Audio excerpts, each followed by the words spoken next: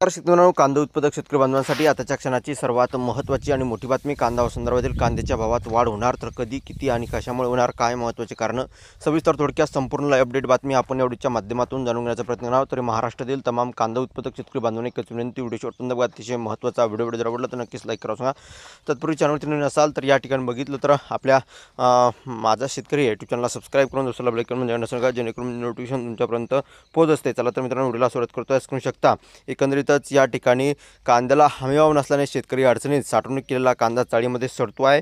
महत्त्वाची बातमी म्हणजे दुहेरी नुकसान शेतकऱ्यावर आलेलं आहे. या हंगामात आम्ही जवळपास 500 क्विंटल कांद्याचे उत्पादन घेतले असे नवनाथ आढाव शेतकरी यांचं म्हणणं आहे. आणि आशेने कांदा चाळीत साठवून ठेवला, पण त्यातील जवळपास 50% कांदा सडून गेला. उर्वरित कांदा टिकवणे देखील आव्हान ठरत आहे.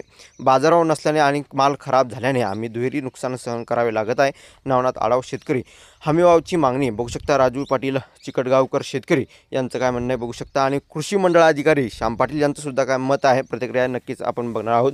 शासनाने या ठिकाणी कांद्याला तातडीने हमीभाव द्यावा, निर्यातीत चालना देण्यासाठी सबसिडी व प्रोत्साहन योजना लागू कराव्यात, अन्यथा शेतकऱ्यांना आत्मविश्वासावर आणि अर्थकारणावर गंभीर परिणाम होईल.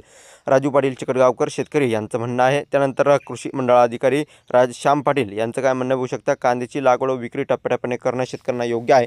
कांदा चांगल्या पद्धतीने चाळीत साठवा आणि बाजारात योग्य वेळीच निवड करून विक्री करावी. यामुळे नुकसानीला काही परिणाम टाळता येईल शकते.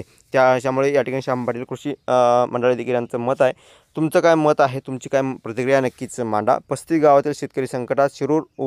शिरूरच नाही, संपूर्ण महाराष्ट्रातील अशी परिस्थिती आहे. त्यामुळे वैजापूर तालुक्यातील शिरूर परिसरातील शेतकरी कांद्याच्या घसरत्या दरामुळे मोठ्या आर्थिक संकटात सापडले आहेत. बाजारात कांद्याला सध्या 900 ते 1000 रुपये प्रति क्विंटल एवढाच भाव मिळत आहे.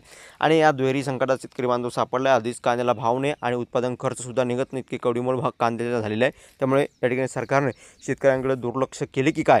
कांद्याचे भाव वाढले तर एका रात्रीत निर्णय घेऊन ते कांद्याचे भाव पाडण्याचं काम करताय, परंतु कांद्याचे भाव पडले तर ते वाढवण्याचं काम एका रात्रीत का होत नाही, असा सवाल एकंदरीतच शेतकरी बांधवांच्या मनात आहे.